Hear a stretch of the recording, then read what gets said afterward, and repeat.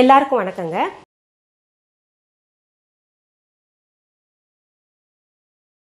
என்கிட்ட கமெண்ட் பாக்ஸில் நிறைய பேர் வந்து கேட்டிருக்கீங்க, மண் பாத்திரம் எப்படி உபயோகிக்கணும், அதன் பயன்கள் எல்லாம் சொல்லுங்கன்னு சொல்லிட்டு. இந்த மண் பாத்திரங்கள்ல என்ன விசேஷம்னா, பஞ்சபூதங்கள்ல முதன்மையானது இந்த மண். இந்த மண்ணில் இருந்தா பாத்தீங்கன்னா நம்ம உலகத்துல பயன்படுத்தக்கூடிய அத்தனை பொருள்களுமே கிடைக்குதுங்க. இதுல என்ன வித்தியாசம்னா, இந்த மண் பாத்திரங்களை நம்ம டைரக்டா பயன்படுத்துறோம். மற்ற பொருள்கள் எல்லாம் பாத்தீங்கன்னா மற்ற எல்லா உலோகங்களும் மண்ணில இருந்தா வந்திருக்கு, அது பாத்திரங்களாக பிறகு செய்யப்பட்டிருக்கு.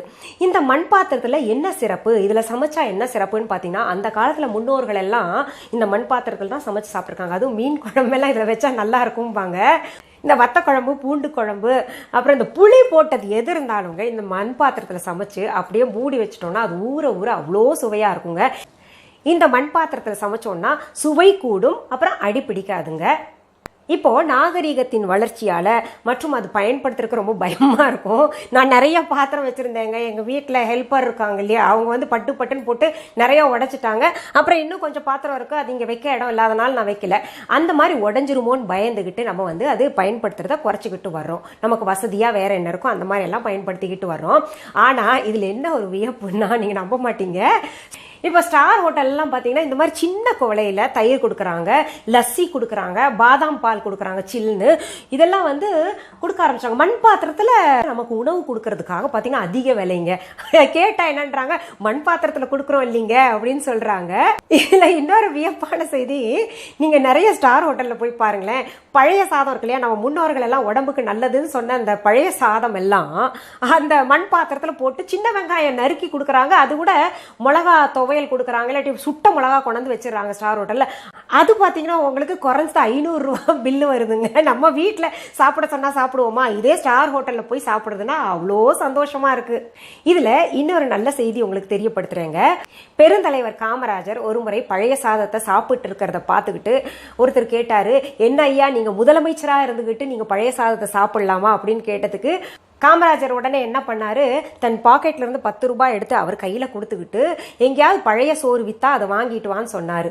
இதை கேட்டு அவர் சொன்னாரு, பழைய சாதத்தை எந்த ஹோட்டல்ல விற்பாங்க, எங்க கிடைக்கும் அப்படின்னு சொல்லி கேட்டதுக்கு காமராஜர் உடனே சொன்னாரு, கிடைக்காது இல்ல, அப்ப அரிதான பொருளை தான் நான் சாப்பிட்டுக்கிட்டு இருக்கேன் அப்படின்னு சொன்னோன்னா வந்தவர் வாய் அடிச்சுட்டு சும்மா இருந்துட்டாரு. அவ்வளோ விசேஷமானது பழைய சாதமும் இந்த மண் பாத்திரத்துல சாப்பிடுறதும். நம்ம முன்னோர்கள் எவ்வளவு அழகா கண்டுபிடிச்சிருக்காங்க இல்லையா. இந்த மண் பாத்திரத்தை நம்ம பழக்கிறது எப்படின்னா, முதல்ல வாங்கிட்டு வந்த உடனே அரிசி களைவோம் இல்லையா, அந்த தண்ணியை ஊத்தி ஊற வச்சிடலாங்க. ஒரு இரவு முழுக்க ஊறட்டும். அப்புறம் பாத்தீங்கன்னா அடுத்த நாள்ல இருந்து நம்ம பயன்படுத்திக்கலாம். என்கிட்ட நிறைய பேர் கேட்டிருக்கீங்க, உங்க மண் பாத்திரங்கள் ஆகட்டும் இல்ல ஸ்டீல் பாத்திரங்கள் ஆகட்டும் எல்லாமே புத்தம் புதுசா இருக்கு, அந்த பூஞ்ச மாதிரி இருக்கும் இல்லையா மேல, அதெல்லாம் பூக்காம இருக்குன்னு சொல்லிட்டு கேட்டிருக்கீங்க. அதுக்கு காரணம் என்னன்னா, நான் வந்து லிக்விட் சோப் தாங்க. எந்த லிக்விட் சோப் என்ன இருக்கட்டும், நீங்க அந்த லிக்விட் சோப்பை பயன்படுத்திட்டு வாங்க, அது வந்து பூஞ்சை பிடிக்காதுங்க, மேல வந்து திட்டு திட்டா தெரியாது. அது ஒண்ணுங்க. 2-3 சகோதரிகள் கமெண்ட் பாக்ஸ்ல வந்துட்டு என்கிட்ட கேட்டிருந்தாங்க, எங்களுக்கு பாத்திரம் விளக்கி எங்களுடைய கைகள் எல்லாம் பாத்தீங்கன்னா ரொம்ப வெடிச்சிருக்கு, எரிச்சல் எடுக்குது, அப்புறம் நகக்கண்கள் எல்லாம் ரொம்ப வலிக்குது, என்ன பண்ணலாம்னு சொல்லிட்டு. இரவு தூங்குறதுக்கு முன்னாடி தேங்காய் எண்ணெயை கைகளில் நீங்க தடவிக்கோங்க.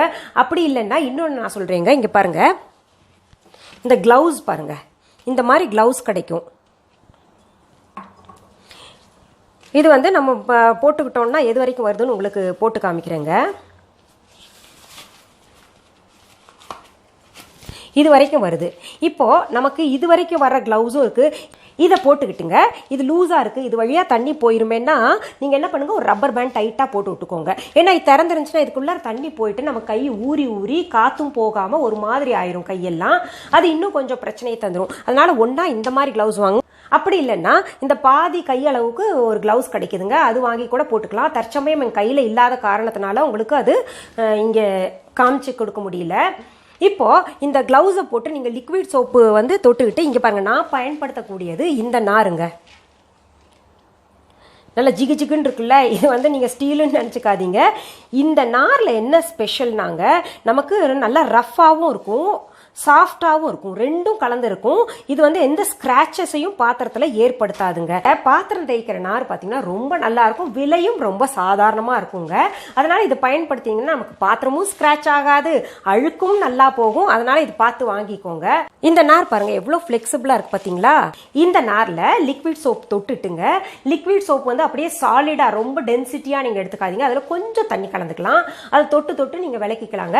அப்புறம் விளக்கும் போது ரொம்ப முக்கியமானது உங்களுக்கு சொல்றேன். நம்ம விளக்குன பின்னாடிங்க கழுவுறது பாத்தீங்கன்னா இப்படி கையை வச்சு தேய்ச்சி கழுவணும். அப்பதான் பாத்திரம் வந்து சுத்தமா இருக்கும். நிறைய பேர் நான் பார்த்திருக்கேன், டப்ல தண்ணியை நிறைச்சிட்டுங்க என்ன பண்ணுவாங்க, அந்த அப்படியே விளக்கி அந்த டப்ல எல்லாத்தையும் போட்டுட்டு போவாங்க சோப்போட. அது வந்து உங்களுக்கு நிச்சயமாக அது பாத்தீங்கன்னா ஒரு மாதிரி தான் இருக்கும். அப்புறம் கழுவுன பின்னாடி ஒரு மாதிரி இருக்கும். அப்படி இல்லாம நம்ம என்ன பண்ணும், இப்படி எந்த பாத்திரம் ஸ்டீல் பாத்திரமாக இருந்தாலும் எது தேய்ச்சாலும் கழுவும் போது இப்படி நல்லா தேய்க்கணும். கையை போட்டு இப்படி நல்லா தேய்ச்சோம்னா பளிச்சுன்னு இருக்குங்க. அது தேய்ச்ச பின்னாடி ரொம்ப முக்கியமானது, நம்ம அப்படியே இப்போ நேரம் காலம் இல்லாதனால நம்ம என்ன பண்றோம், துடைக்கிறது இல்லை. ஈரத்தோட நம்ம பாத்திரத்தை வச்சோம்னா மண் பாத்திரம் சீக்கிரத்துல உங்களுக்கு பூஞ்சை பிடிச்சிட்டு கெட்டு போயிருங்க. ஏன்னா ஈரப்பதம் இருக்கும் இல்லையா, அது டக்குன்னு சீக்கிரத்துல உடஞ்சிரும். அதனால நீங்க நல்ல சுத்தமான துணியில தொடச்சி வைக்கிறது ரொம்ப உத்தமங்க. சரி, உங்களுக்கு இந்த எபிசோட்ல நான் சொன்ன தகவல் பயனுள்ளதாக இருந்திருக்கும்.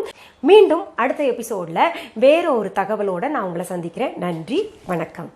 அன்பான வாடிக்கையாளர்களே, உங்கள் விஹா ஸ்டோரில் பூஜை பொருட்கள், சிலைகள், ராசிக்கற்கள், வாஸ்து பொருட்கள், விதைகள், பாரம்பரிய அரிசி வகைகள், சிறுதானியங்கள், ஆர்கானிக் பொருட்கள், மூலிகை எண்ணெய், மளிகை பொருட்கள், மரச்செக்கு எண்ணெய், மரப்பொருட்கள், வெள்ளி ஆபரணங்கள், கிஃப்ட் ஆர்டிகல்ஸ், காட்டன் மற்றும் பட்டு புடவைகள், காட்டன் சுடிதார்கள், பட்டு பாவாடை, குழந்தைகளுக்கான விளையாட்டு பொருட்கள், ஹை குவாலிட்டி இமிடேஷன் நகைகள், வீட்டு உபயோக பொருட்கள், ஜூட் பேக்ஸ், ஹேண்ட்மேட் சோப்ஸ், அழகு சாதன பொருட்கள், சிறுதானிய பிஸ்கெட்டுகள், ஹோம் அப்ளையன்சஸ், இன்னும் பற்பல பொருட்கள் விற்பனைக்குள்ளது.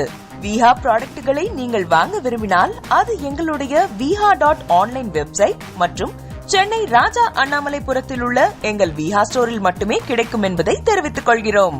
வேறு எந்த ஆன்லைன் வெப்சைட்களிலும் விஹா ப்ராடக்ட்கள் விற்பனைக்கு கிடையாது என்பதை நீங்கள் கவனத்தில் கொள்ள வேண்டும்.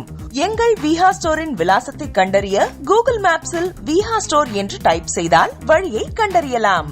www.viha.online வெப்சைட்டிலும் விஹா ஸ்டோரின் அட்ரஸ் உள்ளது.